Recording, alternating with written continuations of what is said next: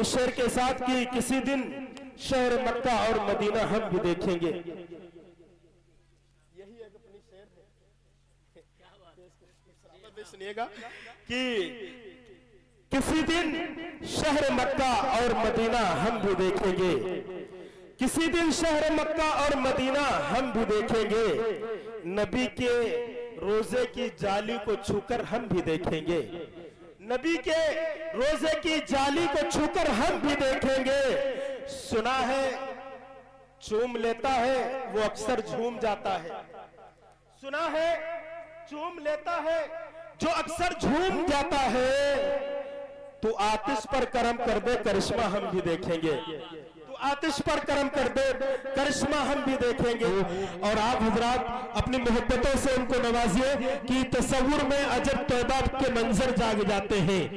تصور میں عجب طیبہ کے منظر جاگ جاتے ہیں, قلم انگڑائی لیتا ہے سخنور جاگ جاتے ہیں. خدا کے واسطے ذوق سماعت باوضو کر لو, نبی کا ذکر سننے سے مقدر جاگ جاتے ہیں, نبی کا ذکر سننے سے مقدر جاگ جاتے ہیں. یا یوں کہہ لیا جائے کہ حبیب کبریا فخر جہاں کی بات کرتے ہیں, زمین کے رہنے والے آسماں کی بات کرتے ہیں, فرشتے تذکرہ کرتے ہیں جنت میں مدینے کا, کہاں کے رہنے والے ہیں, کہاں کی بات کرتے ہیں. اس شعر کے ساتھ میں استقبال کروں گا حافظ اکرم صاحب کا کہ وہ تشریف لائیں, اپنے کلام سے نوازیں, اس کے بعد حضرت والا کا انشاءاللہ نورانی بیان ہوگا.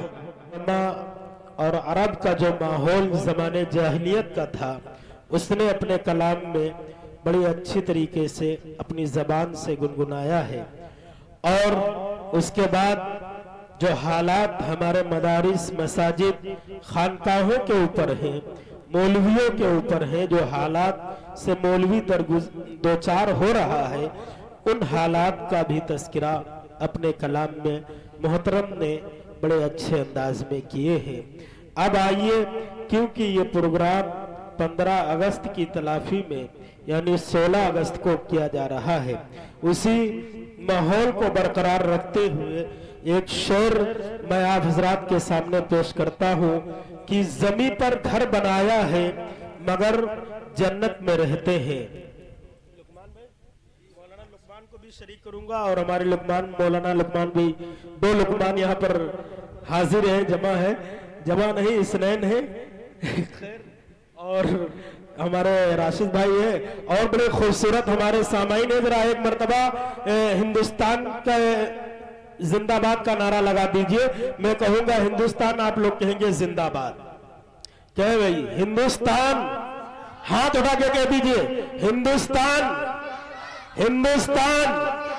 ہندوستان. 16 اگست, 15 اگست, یہ 15 اگست کے تعلق سے ہے پروگرام, اس لیے آج 16 اگست ہے, لیکن جو ہے 15 اگست ہمیشہ ہم لوگوں کو ایسے خوبصورت انداز میں ملتی رہے اور اسی طرح ہم خوشیاں مناتے رہے. میں آپ کو بتا دوں کہ یہ ماحول جو ہے, جو خوشیاں منائی جاتی ہیں اور یہ جو پروگرام باقاعدہ طور پر اس کا انعقاد کیا جاتا ہے, یہ اس وجہ سے کیا جاتا ہے کہ ہمارے شہداء جو جنگ آزادی میں جو لوگ شہید کیے گئے, جن ویروں نے بلدان دیے ہیں, ان کا تذکرہ کر کر, ان کی یاد کو تازہ کر کر ہم یہ دشمنان ملک کو بتا دینا چاہتے ہیں, جو ہمارے ملک کے دشمن ہیں, جن لوگوں کی گندی نگاہیں ہمارے ملک پہ پڑی ہوئی ہیں اور جو اس نگاہ میں لگے ہوئے ہیں, نظر ڈٹے لگائے ہوئے ہیں کہ ہم ہندوستان کے اوپر قبضہ کر لیں گے یا ہندوستان کو اپنی طاقت سے زیر کر لیں گے. ہم یہ جلسوں کے ذریعے سے انہیں یہ بتانا چاہتے ہیں. ہر سال ہم 26 جنوری اور 15 اگست کو یہ پروگرام کرتے ہیں اور جوشیلے انداز میں ہم ریلیاں نکالتے ہیں اور ویروں اور شہیدوں کا تذکرہ کرتے ہیں جنہوں نے اپنی گردنوں کو اڑوا دیا ہے, اپنے بچوں کو یتیم کر دیا ہے, اپنی بیویوں کو بیوہ کر دیا ہے. ان شہداء کا تذکرہ اس لیے کرتے ہیں کہ دشمنان ہند جو ہے وہ اس بات سے غافل نہ رہے کہ اگر آج بھی وہ وقت آ جائے گا تو آج ہم لوگ بھی یہ حوصلہ رکھتے ہیں, یہ جذبہ رکھتے ہیں, گردنیں اڑا دیں گے لیکن ملک پہ اپنے آنچ آنے نہیں دیں گے. یہ جذبہ رکھتے ہیں، اسی حوصلے کے ساتھ، اسی امید کے ساتھ یہ پروگرام ہم ہر سال میں، بلکہ ملک ہندوستان کے ہر وہ بڑی فیکٹری، ہر وہ کالج، ہر وہ اسکول، ہر وہ ہاسپٹل اور ہر وہ شعبہ جہاں پر کئی لوگوں کا مل کر عمل ہوتا ہے، وہاں پر یہ زور و شور سے منایا جاتا ہے۔ اس لیے ہم اور آپ سے باقاعدہ طور پر یہ کہنا چاہتے ہیں کہ صرف لڈو تو کھا لینا اور دیش بھکتی اپنے دلوں سے نکال لینا یہ نہیں، بلکہ ہم جو ہے جنگ آزادی کی جو آزادی ہم کو ملی ہے، اس کی خوشی میں لڈو بھی، مٹھائی بھی کھائیں گے، اور لیکن ہم اپنے دشمنوں سے چاک چوبند بھی رہیں گے، اور اس جذبے کو سلامت رکھیں گے کہ جس طریقے سے 1947 میں تمام ہندوستانیوں نے مل جل کر ہندوستان کو آزاد کرایا تھا۔ جب بھی، جس وقت، جس گھڑی بھی ہمیں وقت ملے گا یا ملک ہندوستان کو ضرورت پڑے گی، ہم اپنی گردنوں کے ساتھ، ہم اپنے خون و پسینوں کے ساتھ، ہم اپنے مال و دولت کے ساتھ ہندوستان کی مدد کے لیے حاضر رہیں گے انشاءاللہ۔ تو میں عرض یہ کر رہا تھا کہ زمین پر گھر بنایا ہے مگر جنت میں رہتے ہیں۔ سنیے گا کہ زمین پہ گھر بنایا ہے مگر جنت میں رہتے ہیں۔ ہماری خوش نصیبی ہے کہ ہم بھارت میں رہتے ہیں، ہماری خوش نصیبی ہے کہ ہم بھارت میں رہتے ہیں۔ اور ایک شعر بھی یہ بھی سن لیجئے کہ روشنی کا کچھ نہ کچھ امکان ہونا چاہیے، روشنی کا کچھ نہ کچھ امکان ہونا چاہیے، بند کمرے میں بھی روشن دان ہونا چاہیے۔ ہندو مسلم آپ کے ماتھے پہ چاہے کچھ بھی ہو، آپ کے سینے میں ہندوستان ہونا چاہیے، آپ کے سینے میں ہندوستان ہونا چاہیے۔ آئیے خوب سنا لیا ہے کہ وہ تشریف لائے شعر کے ساتھ کہ ہر ابتدا سے پہلے ہر انتہا کے بعد، ہر ابتدا سے پہلے ہر انتہا کے بعد ذات نبی بلند ہے، ذات نبی بلند ہے، ذات خدا کے بعد دنیا میں احترام کے قابل ہے جتنے لوگ، میں سب کو مانتا ہوں مگر مصطفیٰ کے بعد۔ تشریف لائیں۔ شروع کرتا ہوں اللہ کے نام سے جو نہایت مہربان ہے، بڑا ہی رحیم و کریم ہے۔ تمام تعریفیں اس اللہ کی جس کے آسمان کے نیچے ہم سب زندگی گزار رہے ہیں، جس کی زمین پہ ہم چل بس رہے ہیں، جس کے سورج، جس کی ہواؤں، جس کی فضاؤں کے ذریعے سے ہم فائدے حاصل کر رہے ہیں، اس ذات اقدس کی بہت بہت تعریفیں، اور درود و سلام ہو محمد عربی صلی اللہ علیہ وسلم کی ذات اقدس پر جس کے ہم سب امتی ہیں، نام لیوا ہیں۔ آئیے کہ ہو لاکھوں سلام اس آقا پر، دل لاکھوں جس نے جوڑ دیے، ہو لاکھوں سلام اس آقا پر، دل لاکھوں جس نے جوڑ دیے، دنیا کو دیا پیغام سکون، انسانوں کے رخ موڑ دیے، اس محسن اعظم نے الیاس کیا کیا نہ دیا ہے عالم کو، دستور دیا، منصور دیا، کئی راہیں دی، کئی موڑ دیے۔ ماشاءاللہ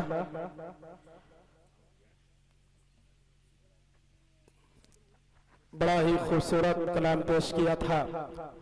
اب وہ وقت بھی آ گیا ہے، وہ لمحہ بھی آ گیا ہے، وہ گھڑی بھی آ گئی ہے جس گھڑی کا ہم انتظار کر رہے تھے شروع سے۔ آغاز جلسہ سے ہم اس گھڑی کا، اس لمحے کا انتظار کر رہے تھے۔ یقیناً انتظار بہت ہی خطرناک شے ہے، بہت ہی خطرناک شے ہے، یعنی چیز ہے۔ انتظار کے بارے میں فرمایا گیا کہ الانتظار اشد من الموت، یہ عربی کا ایک مقولہ ہے کہ انتظار جو ہے وہ موت سخت ہے۔ اس لیے میں اب اس خطیب کی طرف رجوع کرنے کی کوشش کر رہا ہوں کہ مقتل کی طرف جاتے ہیں اے موت تیرے لب چوم کے ہم، مقتل کی طرف جاتے ہیں اے موت تیرے لب چوم کے ہم، لے جام شہادت پیتے ہیں ساقی کی ادا پہ جھوم کے ہم شمع یقی کے پروانے شولوں سے محبت کرتے ہیں، اے زیست میری راہوں سے ہٹ ہم موت کی عزت کرتے ہیں۔ ہمارے اسٹیج پہ ایسے ایسے تارے و ستارے و درخشاں و قمر و شجر و شمس و قمر موجود ہیں کہ اگر یہ وقت لینے پہ آ جائے کہ آپ کی راتیں جو ہے چراغا کر سکتے ہیں، سورج نکل سکتا ہے، ڈوبا سورج نکل کے دن شروع ہو جائے گا، پھر بھی ڈوب جائے گا، پھر رات شروع ہو جائے گی، پھر دن شروع ہو جائے گا، اگر یہ بولنے پر آ جائے اور آپ کو سنانے پہ آ جائے۔ ایسی شخصیت یہاں پہ موجود ہے، کس کس کا نام لوں اور کس کے ہنر کی میں تعریف کروں۔ بس علامہ اقبال کا شعر یاد آ رہا تھا کہ ہویدا آج اپنے زخم پنہا کر کے چھوڑوں گا، ہویدا آج اپنے زخم پنہا کر کے چھوڑوں گا، لہو رو رو کے محفل کو گلستہ کر کے چھوڑوں گا، جلانا ہے مجھے ہر شمع دل سوز پنہا سے، تیری تاریک راتوں کو چراغا کر کے چھوڑوں گا۔ لیکن وقت کی قلت بھی دامن گیر تھی تو یہ میں کہنے پہ مجبور ہو گیا کہ چاند کو حسن گلابوں کو نزاکت دی ہے، چاند کو حسن گلابوں کو نزاکت دی ہے، اس نے مٹی کو بھی انسان کی صورت دی ہے، چاہتا تھا کی تیرے ساتھ کٹے عمر مگر وقت نے چند ہی لمحوں کی اجازت دی ہے، وقت نے چند ہی لمحوں کی اجازت دی ہے۔ یہ پروگرام جب آپ دیکھ رہے ہیں یہاں سجا ہوا ہے، آپ گمان کر رہے ہوں گے بلکہ ہمارے وہ مہمان جو یہاں قریب بیٹھے ہوئے ہیں ہو سکتا ہے سوچ رہے کہ یہ قریب کے گاؤں کے لوگ آ گئے ہیں، قریب سے نہیں، یہ ڈالا گواہ ہے، اس میں بھر کے لوگ آئے ہیں، لمبا سفر کر کے آئے ہیں، کوئی آٹو رکشہ سے آیا ہے، کوئی اپنے بھائی کے ساتھ آیا ہے، کوئی اپنے شوہر کے ساتھ آیا ہے، کوئی اپنے والد محترم کے ساتھ آیا ہے، بائک سے سوار ہو کر آئے، قاری ارشاد صاحب کی محبت میں آئے، ان کی قربانیوں کو اللہ نے قبول کیا ہے، ان کی قربانیوں کی بدولت آپ حضرات یہاں آئے ہوئے ہیں۔ یقیناً قاری ارشاد صاحب جب روایات سناتے ہیں اپنے مدرسے کی، اپنے اس علاقے کی، تو دل رو پڑتا ہے۔ وہ کہتے ہیں کہ یہ ایسا بنجر علاقہ تھا، صرف میں اکیلا یہاں تھا، صرف جانوروں کی رونے کی آواز آتی تھی، انسانوں کی آوازیں نہیں آتی تھی، اس حال میں ہم نے یہاں رات گزاری ہے، تقریباً آج 11-12 سال ہو رہے ہیں قاری صاحب کو یہاں پہ، کوئی آبادی نہیں، یہ پیٹرول ٹنکی تو آج لگی ہوئی ہے، کوئی آبادی نہیں، سنسان، کئی عالم آئے رک نہیں پائے چلے گئے، 2 دن کے مہمان چلے گئے نہیں رکے۔ یہ جگر اور گردے کی بات ہوتی ہے، اور علاقے میں اللہ جس سے کام لینا چاہتا ہے اللہ اس کو منتخب کرتا ہے، اس کو ہمت دیتا ہے، اس کو جرأت دیتا ہے، اس کو طاقت دیتا ہے، ایسے بنجر علاقے میں، ایسے جنگل علاقے میں رک کر کہ وہ ایمان کی، اسلام کی، قرآن کی شعاعوں کو پورے علاقے کے اندر پھیلا رہا ہوتا ہے۔ ورنہ قاری ارشاد صاحب تو وہاں گوڑیچا کی طرف رہنے والے صدرپور علاقے کے ہیں، کیا بسوا میں کوئی عالم نہیں تھا؟ بسوا کے اطراف میں کوئی عالم دین نہیں تھا کہ یہاں پر وہ دین کی خدمت کرتا؟ کسی شاعر نے کہا کہ کسی چراغ جہاں رہے گا وہی روشنی لٹائے گا، جہاں رہے گا وہی روشنی لٹائے گا، کسی چراغ کا اپنا مکان نہیں ہوتا۔ یہ قاری ارشاد صاحب جو اپنے چھوٹے بچوں کے ساتھ، اپنے فیملی کے ساتھ یہاں رہ رہے، کبھی ان کی خیر خواہ، ان کی محبت میں آ کر ان سے حالات معلوم کر لیا کیجئے کہ قاری صاحب کسی چیز کی کمی تو نہیں ہے، کیونکہ آپ کے اطراف میں کوئی دکان بھی نہیں ہے، سبزی کی بھی دکان نہیں ہے، کہ کوئی کمی ہو تو بتائیں ہم اپنے گھر سے بھیج دیں۔ آپ یہ ذمہ داری ہمارے علاقے کے لوگوں کی ہے، جو یہاں پر جن کے بچے پڑھ رہے ہیں ان کی بھی ذمہ داری ہے، یا جو لوگ یہاں پر رہ رہے ہیں ان کی بھی ذمہ داری ہے کہ قاری صاحب کا درمے دمنے سخنے ہر اعتبار سے جو ہے قاری صاحب کی جو ہے ان کی تعاون کیا جائے، نہ کہ ان کے اوپر کیچڑ اچھالا جائے۔ آج علماء کو، مولویوں کے اوپر کیچڑ اچھالنا بڑا آسان، ہمیں کل محشر میں دیکھ لیا جائے گا۔ آج جو مولویوں کو ہنستے ہیں نا، امام کو ہنستے ہو، مؤذن کو جو لوگ ہنستے ہیں، دین کی جو پڑھائی کر رہے، قال اللہ و قال الرسول کی جو صدایں گونج رہے، और पढ़ा रहे हैं लोगों को,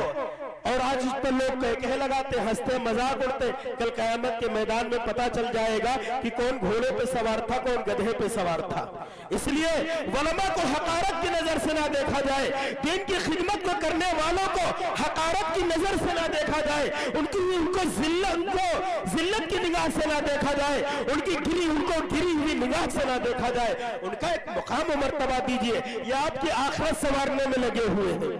आप इनका ताउन कीजिए। ये जलसा जो पिंडाल कोई फ्री में नहीं आया है। यकीनन आप शादी का प्रोग्राम करते होंगे कि एक शामियाना लाने में कितने रुपए खर्च होते हैं। कालीनें बिछी हुई है माशाअल्लाह, कारी साहब ने तो आपके लिए बैठने के लिए कुर्सी का भी इंतजाम कर दिया है। कुर्सी के ऊपर आप बैठे ताकि हमारे सामने कारी साहब बेचारे बड़े सीधे मिजाज के आदमी हैं, दूर अंदेशी रखने वाले हैं, सोचते हैं बारिश का महीना है, तो ये जंगल इलाका है, खेत खलियान है, घास फूस लगी हुई है, हो सकता है कि जमीन में मेरी माँ बहनें बैठेंगी, मेरे भाई, मेरे बुजुर्ग लोग यहाँ पे जमीन पे बैठे, हो सकता है अल्लाह की कोई मखलूक आके उनको जहरीली मखलूक आके डस ले। तो इसलिए कारी साहब ने बाकायदा कालीन बिछवा दी, कालीन के ऊपर कुर्सियां लगवा दी, उसके लिए पंखे का इंतजाम कर दिया, लाइट का बंदोबस्त कर दिया। ये कारी साहब की मेहनतें हैं और यकीनन इस मेहनत में खर्चा भी बहुत हुआ होगा, इसलिए ताउन की भी जरूरत है। आप हजरात जब उठे, जब यहाँ से जाए, जब कारी मौलाना मुफ्ती अखलाक साहब बरकातुहुल आलिया अपनी दुआओं से आप हजरात को जब नवाजे, तो आप हजरात कारी साहब से मुसाफा करते जाए और मुसाफा खाली न करें। इसलिए आप सदका करके जाए, अल्लाह के रास्ते में दे के जाए। आप जो कुछ अल्लाह के रास्ते में देंगे, जब ये दुनिया की आंखें बंद हो जाएंगी, आखिरत की जब आंखें खुलेंगी, फिर ये कारी साहब को जो आपने दिया है वो उसका आप मजा तो तब देखिएगा, इसका फायदा तो तब देखिएगा। अभी तो ऐसे सरसरी निगाह हमें लग रही होगी, लेकिन मेरे मोहतरम बुजुर्गों, दोस्तों, मेरी माँ बहनों, एक अंदाजा लगा लीजिए, थोड़ी देर के लिए मेरी बात सोच लीजिए, जहन में सोच लीजिए, आंखें बंद करके सोच लीजिए। जब ये आंखें बंद हो जाएंगी और आखिरत की आंखें खुल जाएंगी, क्या मंजर होगा। दुनिया का सारा मामला बंद, आखिरत का मंजर सब सामने है। इसलिए आप हजरात भी मदरसे का खूब ताउन करें, अपनी अच्छी सलाह मशवरा भी दे और इसका माली तौर से भी इसकी इमदाद करे, देखभाल भी रखे। जब इधर से गुजरे तो कारी साहब से मुलाकात कर ले, वो आप ना दे, लेकिन इतना जरूर कह दे, कारी साहब अगर कोई जरूरत पेश आए आप हमको फोन जरूर कर लीजिएगा। कारी साहब का दिल इतना बड़ा हो जाएगा, भले आप कुछ ना दे, लेकिन कारी साहब का दिल इतना बड़ा हो जाएगा कि हमारे इलाके के लोग हमारे साथ में हैं। जब कभी गुजरे कारी साहब से मुलाकात करके गुजरे। अल्लाह रब्बुल इज्जत हम सबको अमल की तौफीक अता फरमाए।